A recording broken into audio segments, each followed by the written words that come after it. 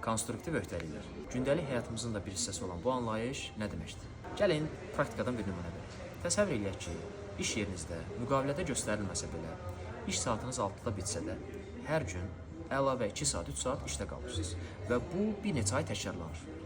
Artıq sizin komanda yoldaşlarınızda, rəhbərliyinizdə sizin davranışlarınız bir gözlənti yaradır.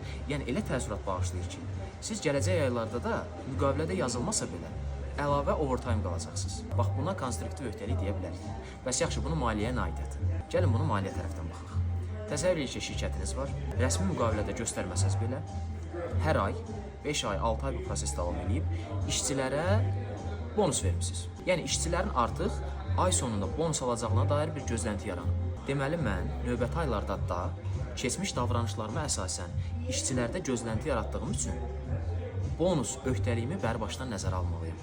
Çünki işçilərə bunu hər hansısa şəkildə mesaj ötürmüşəm deməkdir. Standart bizdən tələb edir ki, rəsmən söz verməsən belə, yəni müqavilədə göstərməsən belə, davranışlarım əsasında ayın əvvəlində və ya sonunda debit, proviziya xərci, kredit, öhdəlik qismində bonus üçün özümdə xərc tanımalıyım ki, oxuyucuların məlumatdan qabaqcadan xəbər olsun. Bax, bu adlanır konstruktiv proviziya.